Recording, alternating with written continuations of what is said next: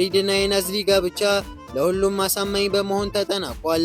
ማንም ሰው ጋብቻው ውሸት መሆኑን የሚያውቅ አልነበረም። በስተመጨረሻም ፈሪድ በድርን በእጁ አስገባ። በማሳደግ መብቱን በፍርድ ቤት አሳወጀ። በመሃል ግን ናዝሊን የሚያስከፋ ነገር ተፈጠረ። የፈሪድ የቀድሞ ፍቅረኛ በናን ከውጭ መጣች። በናንና ፈሪድ መገናኘት አዘወተሩ። በናን ማለት የቀድሞ የፈሪድ ፍቅረኛና ሟች ለሆነችው የፈሪድ እህት ጓደኛ በመሆኗ ከፈሪድ ጋር የዘይነብ መቃብርን ጎበኙ። በዚህ ሁሉ መሃል ግን ከናዝሊ ጋር ቀጠሮ ይዞ ነበር። ፈሪድ ዘግይቶ ሲመጣ በናዝሊ ልብ ውስጥ የቅናትና የቁጣ እሳት መነደዱ አልቀረም።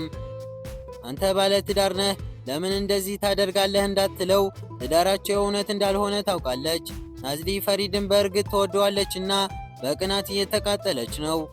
ናዝሊ የከተማው ጩኸትና የፈሪድ ግትርነት ሰልችቷት ነፍሷን ለማረጋጋት ወደ ወይራ እርሻዎቹ ተሰዳለች።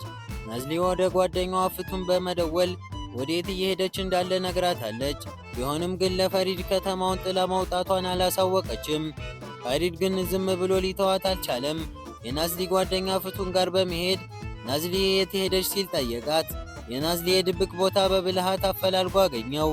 ፈሪድም ናዝሊን ከሄደችበት የእርሻ ቦታ ተገኘ። ፈሪድ ናዝሊን ለማስደሰት ሲል ብቻ ከገበሬዎቹ ጋር የወይራ ፍሬ ሲለቅምና አብሮ ሲሰራ ዋለ። የወይራ ዛፍ ስጦታዋን የምትሰጠው ለታገሳት ነው እንደሚባለው ሁሉ ፈሪድም የናዝሊን ልብ ለመመለስ ትዕግስቱን እየተለማመደ ነው። በሌላ በኩል ኑርማን በአደገኛ ሁኔታ ውስጥ ወድቃለች። በገንዘብ የተታለለችው ኑርማን ሙዘፈር ከሚባል ሰው ጋር ተዋወቀች። ከቀናት በኋላ በእጁ የያዘውንና ኖርማል ልብስ ስትቀይር በድብቅ የቀረጸውን ቪዲዮ በኢንተርኔት እንደሚለቀው ዛተባት። የፈለግኩትን ካላደረግሽ ክብረ ንጽህናሽን አጠፋዋለሁ ሲል አስፈራራት። ኑርማን መውጫ ቀዳዳ ጣች። ለፈሪድ ሆነ ለአዚዝም ለመናገር ፈራች። ብቻዋን ወደ ሙዘፈር ቤት ሄደች። እዚያም ሙዘፈር ሌላ አደገኛ ወጥመድ አዘጋጅቶላታል። በአደገኛ እጽ ዝውውር እንድትሳተፍ አዘዛት። ኑርማን በድንጋጤ ሽጉጥ አውጥታ ተኮሰችበት። ሙዘፈር ወደቀ። ነገር ግን ይህ ሁሉ የዲማና የባሏ ሴራ ነበር። ሽጉጡ የሐሰት ሲሆን ሙዘፈርና ግብረ አበሮቹ ኑርማን ሽጉጥ ስትተኩስ የሚያሳይ ቪዲዮ ቀርጸው ለፖሊስ አሳልፈው ሊሰጧት ሊያሳስሯት እንደሚችሉ አስፈራሯት። ናዝሊና ፈሪድ ለብቻቸው ወደ ገጠር ወጥተዋል። ናዝሊ ፈሪድ ለስራው እንጂ ለእሷ ደንታ እንደሌለው ታስባለች። ነገር ግን ፈሪድ ሳይጠበቅ ወደ እሷ ዘንድ በመምጣት በወይራ እርሻዎቹና በጫካ ውስጥ አብሯት ለመሆን መረጠ። ምሽት ላይ ፈሪድና ናዝሊ በአንድ አሮጌ ጎጆ ውስጥ ለማደር ተገደዋል። በጎጆው ውስጥ ያለው የምድጃ እሳት በበራ ቁጥር በሁለቱ መካከል ያለው የልብ ግንብ መፍረስ ጀመረ። ናዝሊ ፈሪድን በሶስት ቃላት እንድትገልጸው ጠየቃት። ኩራተኛ፣ ቀዝቃዛና ብልህ ነህ አለችው። ፈሪድ ግን በሷ ውስጥ ያለውን ጥንካሬ፣ ብሩህ ፈገግታና በአይኖቿ ውስጥ የተደበቀውን የሐዘንና የደስታ ታሪክ በሚገርም ሁኔታ ዘረዘረላት። ፈሪድ ናዝሊን አንድ ጥያቄ ጠየቃት። ለምን ከተማውን ትተሽ ለመሸሽ አስፈለገሽ አላት። ናዝሊም እንዲህ አለችው፣ አንተ ለእኔ ስሜት አትጠነቀቅም። ሰዎች እኔ ያንተ እውነተኛ ሚስት እንደሆንኩ ያስባሉ። ትዳሩ የእውነት አለመሆኑን ቢያውቁስ ብዬ እጨነቃለሁ። እኔ ግን ባንተ ሕይወት ውስጥ ምንም ቦታ እንደሌለኝ አውቃለሁ። ከሌላ ሴት ጋር ባይህ እንኳን ለምን ብዬ መጠየቅ አልችልም አለችው። በዚህ ጊዜ ናዝሊ እንደዚህ መሆን በእኔ ላይ ቅናት አድሮባት ነው ብሎ አሰበና ሳትነግሪኝ እዚህ ትተሽኝ የመጣሽው በበናን ምክንያት ነው አይደል ሲል ጠየቃት። በመጨረሻም ናዝሊ ከዚህ የውሸት ትዳርና የድብቅ ሕይወት እንደሰለቻት በለቅሶ ስትናገር ፈሪድ ያልተጠበቀውን እውነታ አወጣ። ልቤ የሚመታው በአንቺ ስም ብቻ ነው፣ እወድሻለሁ አላት። ትዳራቸውም ሆነ ፍቅራቸው እውነተኛ ነው ሲል ገለጸላት። ፈሪድና ናዝሊ በጫካ ውስጥ ካሳለፉት ጣፋጭ ሌሊት በኋላ አሁን ዳግም እንደተወለዱ ፍቅረኛሞች ሆነዋል። እውነተኛ ፍቅራቸውን ይዘው ወደ አገራቸውና ወደ ሞቀው ቤታቸው ተመለሱ። የደስታ ቀናቶች ግን ብዙ የቆዩ አልነበሩም። ዲማና ረካን ያንን አደገኛ ቪዲዮ በመጠቀም ናዝሊን ለማንበርከክ አቅደዋል። ይህ ቪዲዮ የኑርማንን ሕይወት ሊያጠፋ የሚችል ትልቅ መሳሪያ ነው። ዲማ በክፋት ተሞልታ ይህንን ቪዲዮ በድርን ወደኛ የምንመልስበት ትልቅ ካርድ ነው ስትል ትፎክራለች። ፈሪድ አያቱ ከመሞቷ በፊት የሰጠችውንና ለወደፊት ለምታገባትና ለሕይወት አጋርህ ለምትሆን ሴት አድርግላት ብላ የሰጠችውን ጥንታዊ ቀለበት ለሚወዳት ናዝሊ ሊሰጣት ወሰነ። ፈሪድ ቀደም ሲል ለናዝሊ የጋብቻ ጥያቄ ቢያቀርብላትም የዛሬው ግን የተለየ ነበር። እውነተኛ ፍቅሬን የምገልጽበት ልዩ ቀን ነው ብሎ አምኖ ቤታቸውን በሻማና በስጦታዎች አስጌጠ። ነገር ግን በሌላ በኩል ጨለማ ደመና እያንዣበበ ነበር። የናዝሊ እህት ኑርማን አንድ ትልቅ ስህተት ሰርታለች። በድካምና በችግር ውስጥ ሆና በወሰደችው የተሳሳተ እርምጃ ረካን የተባለው ተንኮለኛ ሰውዬ በእጇ ሽጉጥ ይዛ አንድን ሰው ስታስፈራራ የሚያሳይ ቪዲዮ በእጁ ገብቷል። ረካን ይህን ቪዲዮ እንደ መደራደሪያ ተጠቀመበት። ናዝሊን ለማስገደድ የፈለገው አንድ ነገር ብቻ ነበር፣ ከፈሪድ ተፋቺ፣ ካልሆነ ግን እህትሽ ኑርማን ዕድሜ ልኳን እስር ቤት ትበሰብሳለች የሚል ጨካኝ ምርጫ ሰጣት። ናዝሊ በሁለት እሳት መካከል ወደቀች። በአንድ በኩል ለነፍሷ የምትሳሳለት ፈሪድ፣ በሌላ በኩል ደግሞ የእህቷ የወደፊት ሕይወት። ኑርማን የሰራችው ጥፋት በቤተሰቧ ላይ የሚያመጣውን ውርደትና በእህቷ ሕይወት ላይ የፈጠረችውን መከራ ስታስበው መኖር አስጠላት።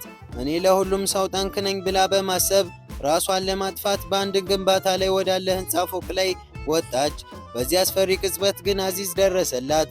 አዚዝ ኑርማንን ከሞት ለማዳን የተጠቀመው ስልት የሚገርም ነበር። ብቻሽን አትሞቺም፣ እኔም ካንቺ ጋር እዘላለሁ በማለት ሕይወቱን ለሷ አሳልፎ ለመስጠት ዝግጁ መሆኑን አሳያት። ናዝሊና ጓደኞቿ በድንጋጤ እያዩ አዚዝ ኑርማንን ከፎቁ ጫፍ ላይ አውርዶ ሕይወቷን ታደጋት። ኑርማን ብትተርፍም የናዝሊ ስቃይ ግን አላበቃም ነበር። ፈሪድ በቤታቸው ውስጥ ተንበርክኮ ያንን ውድ የአያቱን ቀለበት ይዞ የሕይወቴ ብርሃን ነሽ፣ የእኔ ትሆኚ ዘንድ ለምንሻለሁ ብሎ የጋብቻ ጥያቄውን በድጋሚ ያቀረበላት። ናዝሊ አይኖቿ በእንባ ተሞልተዋል። ልቧ አዎ እያለ ቢጮህም የአምባገነኑ ራካን ዛቻ ግን በጆሮዋ ላይ ያቃጭላል። እህቷን ወደ እስር ቤት ልትልካት አልቻለችም። ፍቅሯን ደግሞ ልትተውም አቅም አጣች። በመጨረሻም ፈሪድ ከናዝሊ የሚጠብቀውን መልስ አዎ የሚል ቢሆንም የእሷ መልስ ግን ዓለምን የሚያፈርስ ነበር። አልችልም ፈሪድ፣ ይህንን ጥያቄ መቀበል አልችልም ስትለው በለቅሶ ተናገረች። ፈሪድ ግራ ተጋብቶ ቀረ። ፈሪድ ለብዙ ዓመታት በሥራ የተጠመደ ሕይወቱ በውጥረት የታጠረ ሰው ነበር። ነገር ግን ናዝሊ ወደ ሕይወቱ ስትመጣ ዓለሙ በውብ ቀለባት ተሞላ። ያንን በሥራ ብቻ የዛለ ልቡን በናዝሊ ፍቅር አደሰው። እናም በዚያ ምሽት ፈሪድ እጅግ በሚያምር ሁኔታ ተዘጋጅቶ የሙዚቃ ቡድን አምጥቶና የፍቅር ቃላቱን አሰናድቶ ለናዝሊ የጋብቻ ጥያቄ አቀረበ። የመጨረሻ እስትንፋሴ እስኪወጣ ድረስ ላፈቅርሽ እፈልጋለሁ አላት። ነገር ግን ናዝሊ ልቧ እየደማ ነበር። እህቷ ኑርማን በፈጸመችው ስህተት ምክንያት ረካን የተባለው ተንኮለኛ ሰው ናዝሊን ለማስገደድ እህቷን እስር ቤት እንደሚከታት ዝቶባታል። ናዝሊ ፈሪድን እጅግ ብታፈቅረውም እህቷን ከመከራ ለማዳን ስትል ያንን የሚያምር የፍቅር ጥያቄ ውድቅ ማድረግ ነበረባት። አልችልም ፈሪድ፣ መቀጠል አንችልም ስትል ድንገተኛና ልብ ሰባሪ መልሷን ሰጠችው። ፈሪድ ደነገጠ። ዓለሙ ዞረበት።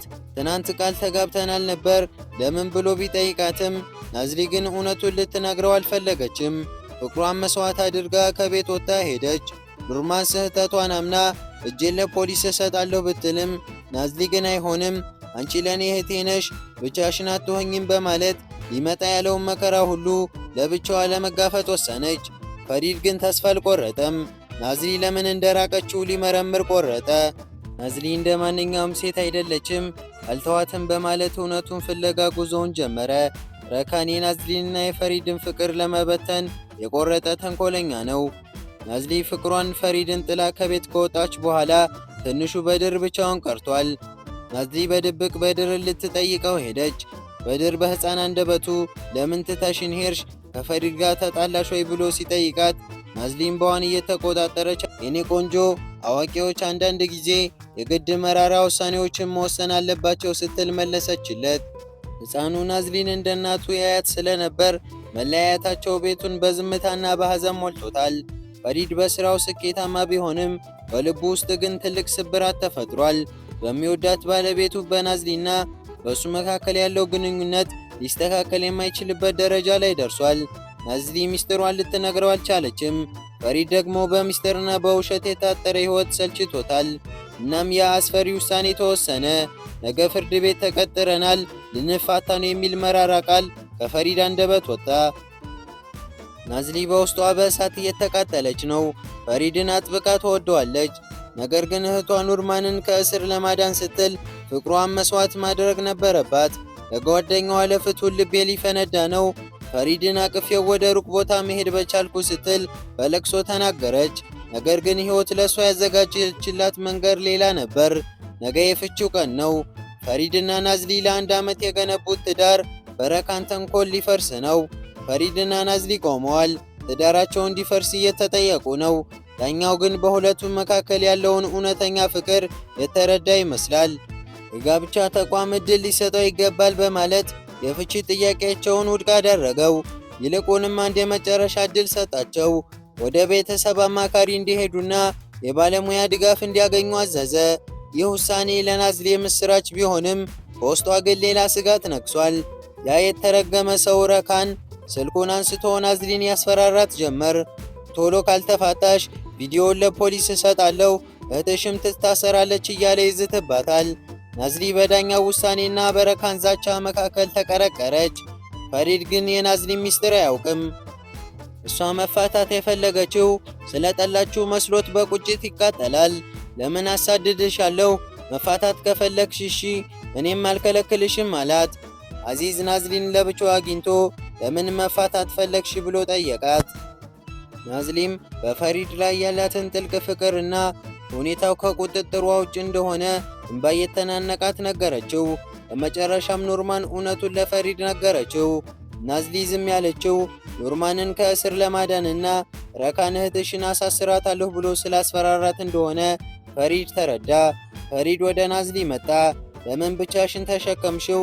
ለምን በእኔ ያልተማመንሽም አላት። ናዝሊ በፍርሃትና በጭንቀት ውስጥ ሆና ይቅርታ ጠየቀች። ፈሪድ ግን አቀፋት። ከዛሬ ጀምሮ ምንም ነገር አንደባበቅም፣ እኔና አንቺ በአንድነት ረካንን እናሸንፈዋለን ሲላት ያ ሁሉ የመከራ ዳመና ተገፈፈ። በማግስቱ ጧት ፈሪድ፣ ናዝሊና በድር በአንድ ላይ ተቃቅፈው ሲተኙ ማየት ለፍቱንና ኑርማን ትልቅ ደስታ ነበር። ፈሪድ፣ ናዝሊና በድር በአንድ ላይ ሲነቁ ያ ሁሉ የመለያየት ጭጋግ የተገፈፈ ይመስላል። በድር ይሄ ቤት አስማተኛ ነው፣ እዚህ ሳድር የምመኘው ሁሉ ይሳካል እያለ በደስታ ይዘላል። ነገር ግን ከዚህ ደስታ በስተጀርባ መላው ቤተሰብ በታላቅ አደጋ ውስጥ ነበር። ኑርማን አንድ ታላቅ ሚስጥር አገኘች። በዲማና በረካን መካከል የተደረገውን ሚስጥራዊ ንግግር የቀረጸ የመቅጃ መሳሪያ አገኘች። አዚዝ የቀረጸውን ድምፅ ሲከፍተው አስደንጋጭ እውነት መጣ። ረካን የፈሪድን እህትና ባለቤቷን ሆን ብሎ እንደገደላቸው በራሱ አንደበት ተናዘዘ። ፈሪድ ወደ ቤቱ ሲመጣ ግን ያላሰበው ነገር ገጠመው። ረካን ቀድሞ ትዛ ደርሷል። ናዝሊን በጠመንጃ አስፈራርቶ ይዟታል። ፈሪድ ሲገባ ረካን በቁጭት ጮኸ። የልጅነት ሕመሜን የምወጣው ባንተ ላይ ነው አለው። አባትህ አባቴን ገድሎብኛል፣ እኔ ደግሞ አንተ የምትወዳትን ሴት በፊትህ ገድላታለሁ እያለ ረካን በናዝሊ ላይ ቃታውን ሊስብ ተዘጋጀ። ቤቱ በጭንቀት ተሞላ። ፈሪድ ናዝሊን ለማዳን ቆርጦ ቆሟል። ነገር ግን ክፋት እስከ መጨረሻው ሊነግስ አይችልም። ፖሊሶችና አዚዝ በሰዓቱ ደረሱ። በታላቅ ትግልና ፍጥጫ ረካን እጅ እንዲሰጥ ተደረገ። ረካንና ዲማ ለሰሩት ወንጀል ሊቀጡ ወደ ወህኒ ወረዱ። የአስፈሪው ረካን በፖሊስ ቁጥጥር ስር ዋለ። ዲማ በረካን ተንኮልና በራሷ ስህተት ተተብትባ ፍጻሜዋን እየጠበቀች ነው። ወንድሟ አዚዝ ግን አልጨከነባትም። ወደ እስር ቤት ስመጣ ጠንካራ ሆነሽ ልታየኝ ይገባል አላት። ዲማም በእንባ ታጥባ የተለየችና የተሻለች ሴት ሆኜ እመለሳለሁ በማለት በፖሊስ ቁጥጥር ስር ወደ ወህኒ ወረደች። የሁሉ ጭጋግ ተገፈፈ። ፈሪድ ለናዝሊና ለበድር እንዲህ አላቸው፣ እንግዲህ መጥፎዎቹ ሰዎች ከሕይወታችን ወጥተዋል። ከእንግዲህ የሚያስፈራ ነገር የለም። ፈሪድና ናዝሊ ወደፊት ለመራመድ ቃለ መሐላ ተለዋወጡ። አሁን ጊዜው የክፋት ሳይሆን የፍቅርና የበዓል ሆነ። ጊዜው አዲስ ዓመት ደጃፍ ላይ ነው። ከተማዋ በደማቅ መብራቶች አሸብርቃለች። ናዝሊና ፈሪድ በረንዳ ላይ ቆመው ወደ ሰማይ አዩ። አዲሱ ዓመት፣ አዲሱ ፍቅርና አዲሱ ተስፋ በበረዶው ንጽህና ታጀበ። ፈሪድ ለአዲሱ ዓመት ትልቅ ስጦታ አዘጋጅቷል። ለናዝሊ ለራሱና ለበድር የጉዞ ትኬቶችን ሰጣት። ይህ የመጀመሪያው የቤተሰባችን ጉዞ ይሆናል አላት። ናዝሊ ግን ፈገግ ብላ አይኑን ተመለከተችው። ፈሪድ ይህ የመጨረሻው የሶስታችን ጉዞ ሊሆን ይችላል ስትለው ፈሪድ በድንጋጤ ጠይቃት። ናዝሊን በሚያንጸባርቅ አይንና በደስታ በተሞላ ድምፅ ምክንያቱም አራተኛ ባል ወደኛ እየመጣ ነው፣ ነፍሰ ጡር ነኝ አለችው። ፈሪድ ደስታው ጣራ ነካ። አባት ሊሆን መሆኑን ሲሰማ ዓለምን የታቀፈ ያህል ተሰማው። ናዝሊንና ፈሪድ አዲሱን ዓመት በበረዶው ንጽህናና በአዲስ ሕይወት ተስፋ ተቀበሉ።